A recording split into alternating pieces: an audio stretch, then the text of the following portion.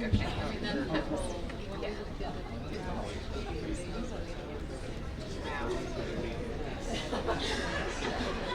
Okay. I don't know if I want that, but okay. Have a good weekend.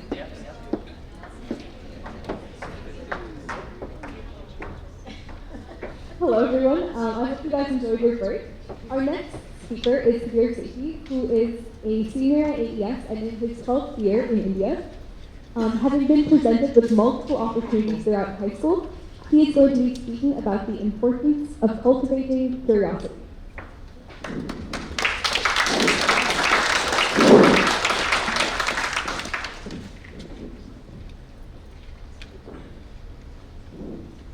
So 13 years ago, I was standing in an auditorium, much like this one, back in my home in Fremont, California. I had just performed the American National Anthem for my kindergarten friends and their parents, yet, in a seemingly inexplicable manner, the following words tumbled out of my mouth before I could stop them. Ladies and gentlemen, please remain standing for the Indian National Anthem. I remember how quickly the auditorium went silent. From the corner of my eye, I saw my parents' jaws drop. Other audience members were flabbergasted. Who was this 5-year-old playing the Indian National Anthem in a school talent show in Fremont? Like, come on. So once I had their attention, I let my hands fly, dancing on the piano as I performed the authentic cadences and the scale grounds that I had committed to memory. Upon completing the piece, I was greeted with deafening applause. I was stunned, frantically scanning the crowd for my parents and seeing tears fall from their eyes. Flashback to 2 weeks earlier. I had practiced the American National Anthem nearly 100 times at this point. Nonetheless, I was curious about the national anthem that represented my family's legacy, the Indian National Anthem. So knowing the significance of the piece to my family and fueled by my curiosity, I learned the piece by ear, notwithstanding that there was no sheet music available to learn from at the time. So when my parents reminded me that the talent show was coming up soon, I decided to perform the new piece that I taught myself, something no one expected. There's one word to describe how I felt that night, and that is ablaze. Now, return to the present, to this wonderful auditorium. It has been 13 years since I performed the Indian National Anthem. Nonetheless, I still find my natural curiosity extending itself in all situations, from cooking a traditional Indian meal over a Boy Scout camp out in middle school, to quite literally singing my class council election speech. My experimentative nature has shaped each experience that I've partaken in. Simply put, my curiosity is the core of my personality. You see, my philosophy is there's no better way to judge an opportunity or appreciate one than by experiencing it firsthand. And considering the opportunities here at AES so numerous, I was free to experiment as I pleased. I loved publishing opinion editorials, particularly on dating, for the high school magazine, while also designing sets for the fall production. Learning Bollywood songs by ear for family evenings, while also teaching a blind child advanced mathematics for my summer internship. Presenting an impassioned speech on debate for sleep, on the importance of sleep for debate and forensics, while trying and humorously failing to bake macarons for my 16th birthday party. My curiosity has opened up so many avenues for me, be it in terms of leadership, opportunities, and networking. And that, ladies and gentlemen, is what I'm here to talk about. Why should we be curious? What benefits could curiosity bring to us? And how do we make the most of our own curiosity? So naturally, I was curious about my own curiosity. So I began research on some of the benefits that curiosity provides. Turns out, a major benefit of curiosity is that it improves the way you learn. A study conducted by Matthias J. Gruber, Bernard D. Gelman, and Charan Ranganath in 2014 suggests, in their own words, that there may be a link between the mechanisms supporting extrinsic reward motivation and intrinsic curiosity. Now, translated into English, this means that those who are more curious about any topic in the world tend to learn it faster. This idea is qualified by renowned psychology professor George Lowenstein, who proposed that curiosity is not only a mental state, but also an emotion that pushes us until we complete the gaps in our knowledge. Essentially, this highlights the importance of stimulating curiosity to create a more effective learning experience for everyone. Upon further investigation, I discovered another reason as to why curiosity is beneficial for us.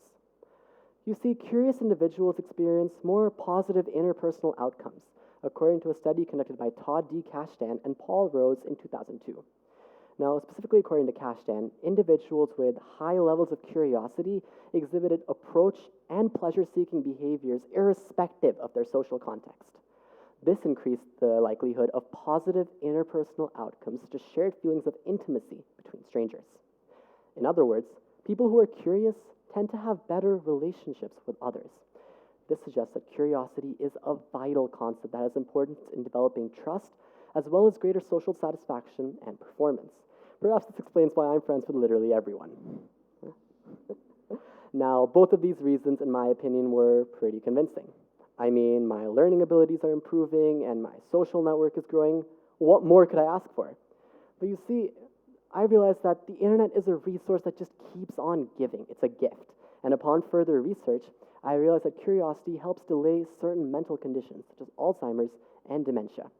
A study conducted by JAMA Neurology concluded that people genetically prone to Alzheimer's and dementia who worked in complex fields and stayed engaged intellectually held off these diseases almost a decade longer than others.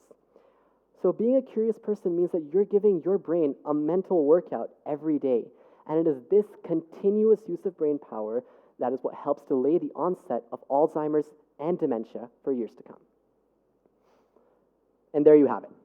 I have presented 3 convincing reasons as to why you should engage with your curiosity. Quite personally, I have come to realize that my curiosity is, well, my strength. Because of it, I thrive in challenging and experimentative environments. My curiosity gives me the courage to pick myself up after setbacks and to take on challenges. Simply put, it has made me fearless.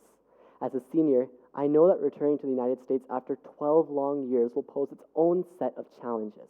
Nonetheless, my curiosity and I are ready to be reignited.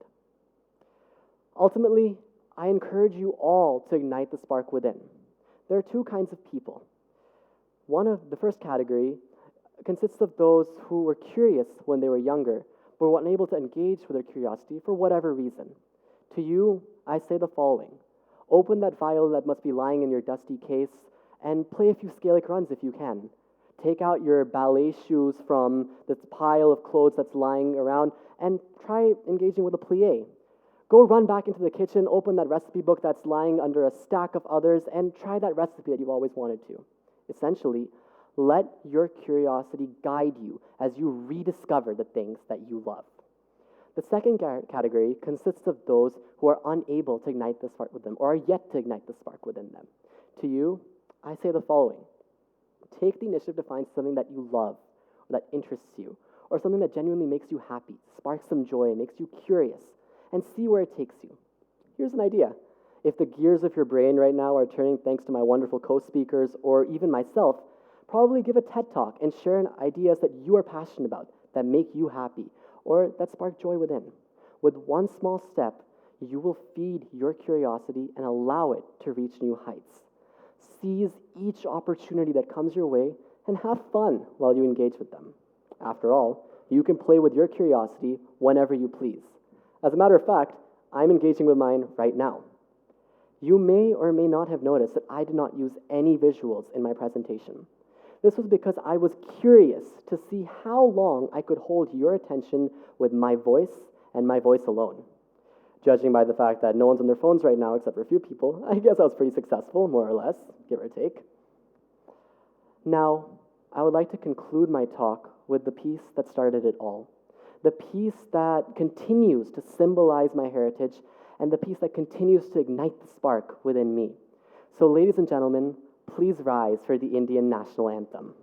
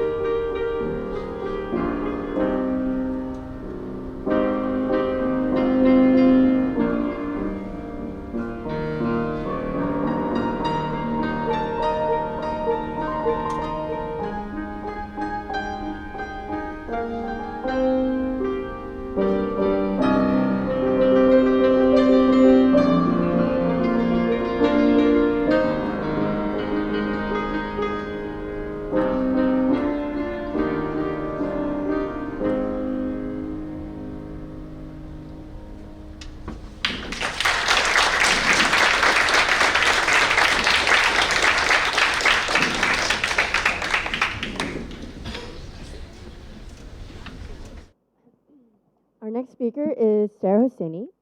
Sarah Hosseini is a journalist and an AES parent living in New Delhi. She focuses on sexual and reproductive health, so we would like to warn you that this content may be triggering or inappropriate for certain audience members. Her talk is called Not Sorry, and she's going to talk about invoking your authentic voice.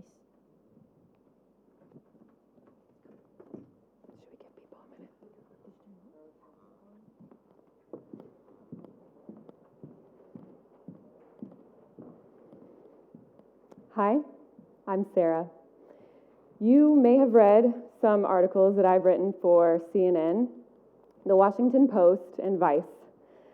I may have written a very newsy line like, "As we await news of royal baby, the speculation over Meghan Markle's birth plan is rampant." Or, "The town of Charlottesville, Virginia is on edge as clashes intensify between white supremacists and counter-protesters." That's my journalist voice. Now, take a look at this. Somewhere. I don't know if it's working. Maybe we'll get it, maybe we won't. I wrote an essay on emotional abuse. It was called Unseen Scars. And it went something like this. At least once a month, I have nightmares where I'm running. I'm running to get away from my abuser. I'm running to protect my kids from my abuser. It's been 12 years since I've seen him.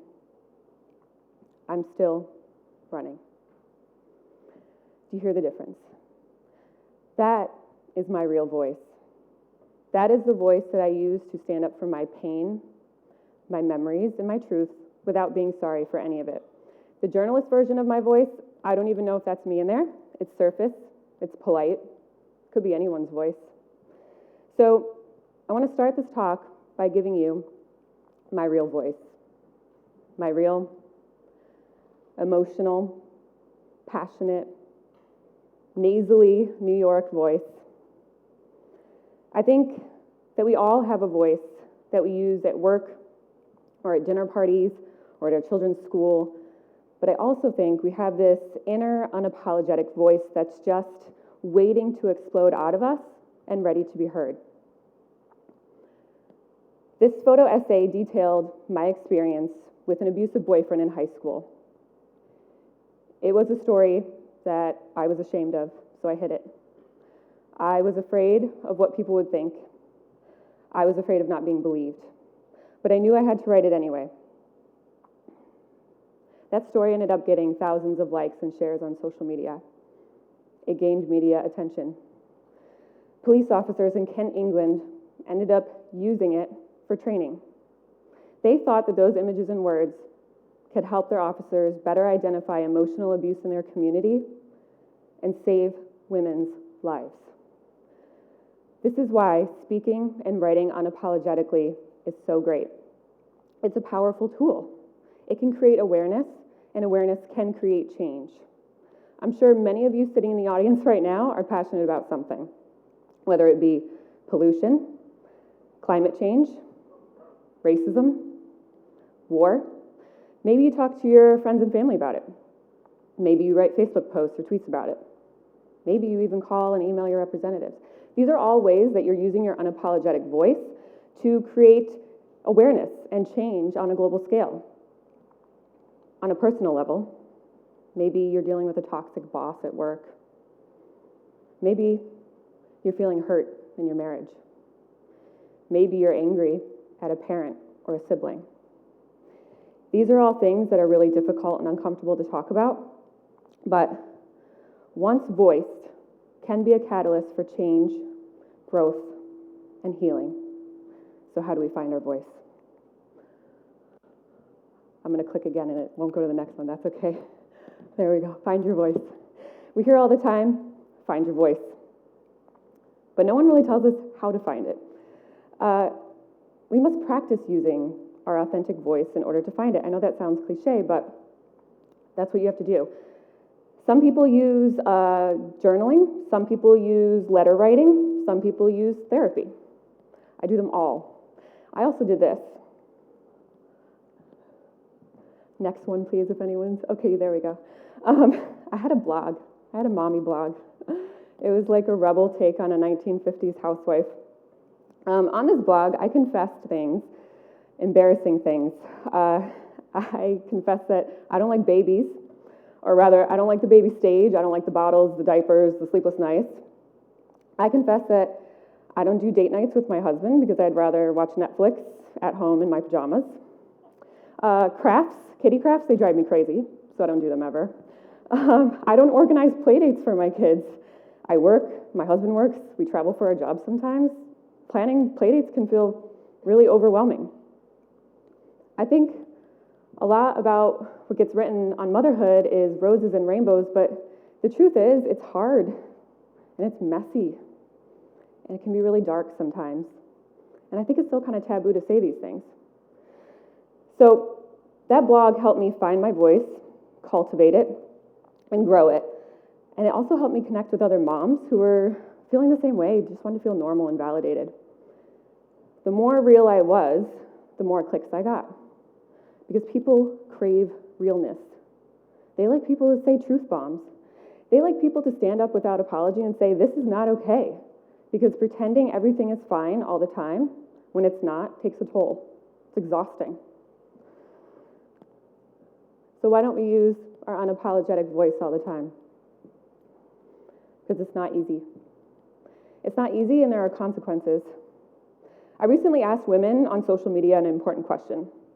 I asked them, what has happened last time you used your voice? One woman said things get done, which, fair enough, I can see that. But overwhelmingly, the response I got were women that were telling me they got called difficult, emotional, aggressive, crazy. One woman said she lost her job over it. Another woman, a highly successful editor of the parenting website, Scary Mommy, my former boss, Maria Guido, she said that she got told she was mean. She makes people cry and that her emails are harsh. So this is why we don't use our authentic voice all the time. There's definitely consequences. It's also risky. A few years ago, I wrote an essay criticizing rape culture. This is how the male readers responded. Kill yourself, please. Maybe she should be raped through her huge nostrils. Time for the double-barrel mouthwash. I hope you burn in hell. Now, just so you know, I say that they're men because they proudly told me that they were men, part of a men's rights activist group. One man threatened to share my home address and the address of my children's school publicly on the internet. My kids were 5 and 6 when I dragged them to the police department to file that report. I remember my father calling me that night and saying, Sarah, maybe you should lay low, not write so much for a while. And I was like, Dad, this is the time I write more. I have to write more. Was it the safest response? Probably not. But was it the right response? I think so. So how can we, as a society, if we could get off that. How can we, as a society and community, support each other in using our authentic voices, even when it's really risky to do so? I think the first thing that we have to do is stop being fake. Stop being fake. Making a commitment to yourself and to others to be as real and to speak as truthfully and live as truthfully as possible, even when it's hard, is better for everyone. If your coworker's frustrating you, tell them. If your spouse is making you mad, tell them. If a family member is crossing your boundaries, tell them. Being fake about things only creates more confusion and anxiety for everyone. The second thing that we can do is listen. That looks weird, but anyway, it's listen. We must listen to each other and listen to the people that are close to us, who we love and who we care about. And we also have to listen to people outside of our circles. I'm very aware that many people who follow my work and value my voice do so because of biases. I'm a white woman. I'm educated. I'm well written. I have bylines in some of the biggest publications in the US and the world. But if you're only listening to people who look like me and not to people of color and to people who use wheelchairs, etc., you will not be able to wield the power that comes with using your voice responsibly. The third thing we can do is shed that ego. Shed that ego. It's going to be terrifying to speak truth sometimes, and it's going to be even harder to hear feedback in return. But if we're going to grow together, we have to step out of our ego, face our anxieties, and be vulnerable. You have to be willing to say something that's right and something that's wrong. Being wrong is how we learn. So, after this talk, I have to go pitch story ideas like crazy to editors. I was in Kenya last week on a journalist trip, and I have lots of story ideas floating around. And through that writing process, I'll likely doubt myself, like I did for this talk, like I always do. I'll question my voice. I'll want to take out the hard stuff, keep it easy, keep everyone happy and comfortable. But then I'll remember that I have this mic for a reason, and that's to tell the truth. And the truth is, I'm a messy soul. Some of my subjects are messy. I don't always like writing difficult truths, and I don't always like having difficult conversations. They give me anxiety. But my voice matters. Your voice matters. The people I write about, their voice matters. Our voices matter, and we have a right to honor our stories, no matter how messy, flawed, or broken they seem. And we have a right to not be sorry for any of it. Thank you.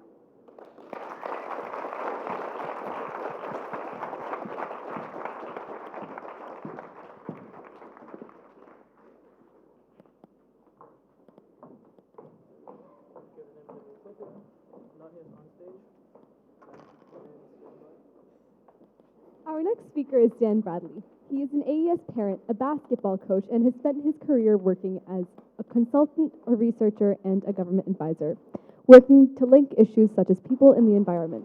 An issue ever present in today's world, his talk will be about how climate change is everybody's business. Okay.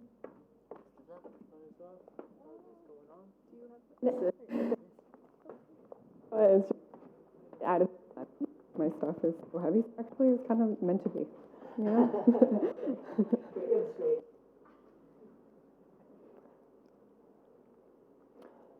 So it's the first day back at school after the long summer break, and 1,200 AES students walk back through the school gates. But around the same time, over in Greenland, 12 billion tons of ice melted in 24 hours. Now, it's kind of hard to imagine what 12 billion tons of melted ice looks like, so I'll paint you a picture. It's the same amount of water it would take to cover the whole of Florida in 5 inches of water in a day. This is not normal. This is just an example of some of the changes that are happening all over the world right now, which should make us really prompt to think back on what's the path that we're on, and what are the choices that we're making, and what do we want to do about that? So, what's the path that brought me here? Well, it's the first day back of school after the long summer break. This is my school. And I'm happy to be back, but I'm thinking it's going to be maybe a bit boring today. We'll just be getting a ton of paperwork about our schedules, learning what we're going to be doing over the coming year. And sure enough, that's pretty much how the morning pans out. Because I'm 16 and I know it all. And then suddenly after lunch, something different happens. I am just about to slip back into the bored teenager act that I've perfected in the morning, when suddenly this tall, skinny guy with a beard bursts in with a really unnecessary amount of energy, shouting, "Come on, let's go, let's get on the bus, get on the bus." And before I quite know what's happening, we're blazing out of the school gates with a flagrant disregard for school procedure and the national speed limit, until we pull over at this beautiful valley with steep hills in front of us. It's a place I know well from hiking and mountain biking. And Mr. Worrell, the teacher, says, "What do you see?" So we try and describe the landscape as best we can, throwing in some unnecessarily long words and random environmental terms because we're smart-ass 16-year-olds and that's our job. But Mr. Worrell very gently sets us straight on our sketchy grasp of geomorphology, and then he moves on to his follow-up question, which is, why does it look this way? Now, this is a little tougher, but undeterred, we offer some half-baked theories, and then he finally reveals the truth, which is these hills that we are looking at is actually an ancient coral reef. And what we're standing in used to be a tropical lagoon. Now, this blows my 16-year-old mind, because I'm thinking, wait, what? What happened to the tropical lagoon? We could be scuba diving right now and, sipping on cocktails. But then what Mr. Worrell goes on to say really hooks me, and this is that these slow, gradual processes of environmental change that took us from a tropical lagoon to what we see today, that took millions of years, whereas now we're seeing disruptive, rapid, human-induced climate change, which is acting on the system in such a way that it just can't really keep up, it can't cope, and change in one place can radiate through a very delicately balanced environmental system, causing change to spin out of control in all kinds of unexpected ways. This did not sound good. So I've had many influential moments in my life, but I can really track back to that day out with Mr. Worrell, first day of school, when I really found my purpose, which was really trying to better understand the environment and figuring out better ways that we could actually take care of it. And I just remember feeling these two feelings of excitement and anger at the same time. I was excited because I'd really found something I was passionate about. At the same time, I was really angry about the fact that we were abusing our environment in this way. It just made no sense. And 16-year-olds like to be angry about stuff, right? But I really felt that this was something that was worth fighting for. So I've been lucky. I found that purpose, and I've managed to pretty much focus on that ever since in various different guises that have taken me to all kinds of exciting places. So 4 years after that fieldwork trip with Mr. Worrell, I found myself on my knees in a Canadian forest sampling vegetation as a field worker, and I was working on part of a team trying to figure out better ways of understanding what was going on in the forest so it could be managed more productively and more sustainably.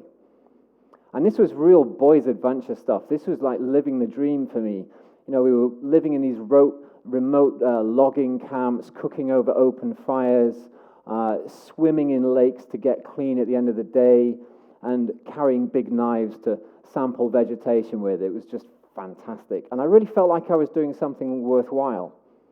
And I learned a heck of a lot about trees. And that came in handy later on when I was lucky enough to be working on the deforestation issue in Brazil, skimming over the canopy of the Amazon rainforest in a little 6-seater aircraft, trying to work out better strategies for avoiding this kind of clearance. Because we all got used to the idea of the Amazon being termed the lungs of the world. It plays such a vital role in processing carbon dioxide, and frankly, if we don't take care of it, we stop breathing. And right now, I'm working here in India on other aspects of the climate issue, trying to work with partners who are finding fantastic ways to transition into cleaner sources of power, renewable energy, to help chart a path to a greener, cleaner future. Really inspiring stuff. But I wanted to back up a little way back in my career when I was working as a researcher out, and I found myself bouncing around in the back of a truck in the semi-desert areas of Senegal in West Africa. And I was on a research project there trying to understand how herders and farmers were adapting to the challenges of environmental change and a modernizing world. Now, this was more boys' adventure stuff. We were out in trucks, out in the bush. We were sleeping under the stars with nomads. We were trying to escape from bushfires quite regularly and carrying even bigger machetes this time to hack through thorny bushes. You can see a little trend there with things that I enjoy. But what was different here was up until that point, I was really focused on the environment. And what I learned out here in West Africa was that people and poverty were a big deal. So what I was learning was that very poor communities, very poor people, can be the smartest and the most resourceful you will ever find on the planet. They are masters of using scarce resources to adapt to environmental change and various other pressures to make themselves less exposed, less vulnerable, and more sustainable. They are the masters of adaptation. But what I also realized was that poor people, just by definition, have less resources to cope when you hit an emergency or a big challenge. And what I was hearing time and time again was that these really severe droughts that used to happen, once in a lifetime, were happening once a year. And there are limits to what people can adapt to.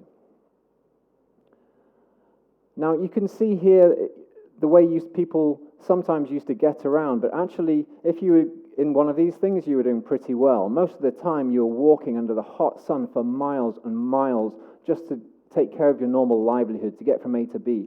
And we were in a truck, traveling around the district, talking to herders and farmers, and we used to give people rides all the time if we used to pass them in the bush. And one day, we gave a ride to a young woman. She was about my age, early 20s at the time, and she was clearly very sick. And we did the best we could. We got her to the next village, but then I learned later on she didn't make it. And I asked my friend what happened, and he very gently pointed something out to me that I've never forgotten, which was, he said, "Well, the thing is, Dan, she didn't die because she was sick. She died because she was poor." Now, I said earlier that I found my purpose on the side of a hill in the north of England, and that is partly true. But I think I found the other complementary part of my purpose out here in the tough semi-desert areas of Senegal. That's where I really learned that people matter. Poverty matters. Because poverty reduction and climate change are the two big challenges of our generation, and they're very closely interlinked. And if we fail on one, we will fail on the other. So we need to figure this out. We need to take some action on this, and we need a solution for everyone, not just the people that can afford it. Because climate change is going to hit poor people hardest. And there's some pretty scary predictions out there of what might happen in the very near future unless we fail to act. We could see 600 million more people going hungry, suffering from malnutrition. And let's not forget, that is on top of the 1 in 9 people that right now, tonight, will go to sleep hungry. We could also see 2.5 billion people without adequate access to water, and these radically changing weather patterns can really make incredibly detrimental changes throughout the system, making some areas so risky it may be just impossible to live in them anymore. And we could see 300 million people displaced by flooding because of rising sea levels. There are also threats to our health, to our national security, to our vital infrastructure. There's a whole load of things that we really need to be taking some attention to. And if, like me, you're also interested in nature, then check this out. Heat waves, rising sea temperatures are turning coral into ghosts. Mass coral bleaching has already destroyed 90% of the coral on a 1,500 kilometer stretch of the Great Barrier Reef. Now, while we're paying attention and feeling slightly scared, my suggestion here is this is not inevitable. I actually think that with the right kind of cooperative action, we can relegate that kind of bleak future to the dystopian fiction section of the AES library. Now, we've got a pretty strong incentive to act. Like Mr. Worrell told me all those years ago, if you have change in one part of the system, it can radiate through and affect people everywhere. So we all have a stake in this. It's affecting us all. So we all need to be involved in developing solutions, because we really need to make climate change everybody's business. It's no longer just the preserve of eco-warriors and scientists. This is about businessmen and bankers and engineers, farmers, the guys that keep the lights on. It's not an environmental issue anymore. It's not a niche issue. It's about reimagining and re-engineering our entire economy, our entire way of life. And that is the really exciting career prospect that I want to offer you today.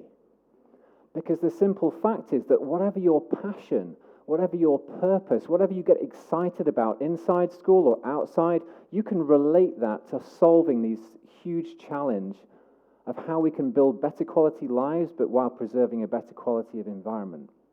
So if you're into science, that's fantastic. You can be the person that innovates the next new generation of renewable energy technology, or how to grow more crop per drop. If you are a maths geek or a computer nerd, I love you guys. We're going to need you to develop the kind of smart systems and software to stop wasting resources. And if you love the makerspace, you should be coming right here, because you are going to be building the cities of the future. Imagine apartment blocks with vertical farms up the sides and rainwater harvesting, and every reflective surface of that building absorbing sunlight and converting it into electricity, so that whole building turns into a self-sustaining power system. If you can imagine it, you can make it. And if you are into English, poetry, arts, social studies, don't think for a second this is not about you, because you understand how to connect with people emotionally. And unless you connect emotionally, people don't change their behavior. They don't do things differently. We're going to need the people who can tell the stories that will make people change what they are doing and decide to do things in a more sustainable way.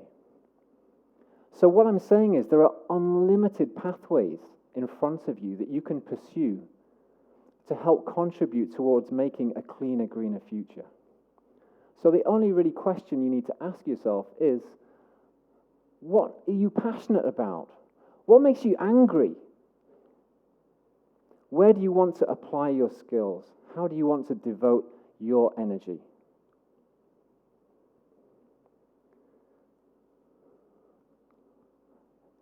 Because it's the first day of school after the long summer break, 2030, and you pull up in your big car and you're picking your son up from school, and he runs out and he's kind of excited to see you because he's had a kind of a boring day. They're just handing out schedules, telling him what he was going to do the rest of the year. And he jumps in the car and he says, "Hey, Dad, what did you make today?" And you turn around and say, "Hey, son, today I made $50 million in 2 hours." And you give each other lots of high fives and you rush back to your big gated community that's keeping all the climate refugees outside. Is that you? Is that your idea of success? And is that the world that you want to live in? Because it's the first day back at school after the long summer break, and the electric driverless bus pulls up outside your live workspace, and it's fully Wi-Fi enabled. The kids are all doing their homework, and it's made of a lightweight, completely recyclable alloy. And it runs on a battery that goes for 500 kilometers without a charge, and it's charged by solar. And you know that because you own the company that designed that bus. And your daughter runs in and she's all excited because she started a really great green engineering class at school, and it was taught by this tall, skinny guy with a beard that had some really inspiring ideas. And she says, "Hey, Mom, what did you make today?" And although it's kind of cheesy, you turn and say to her, "You know what? Today, hopefully, I made a difference." Thank you, AES. Thank you, Mr. Worrell.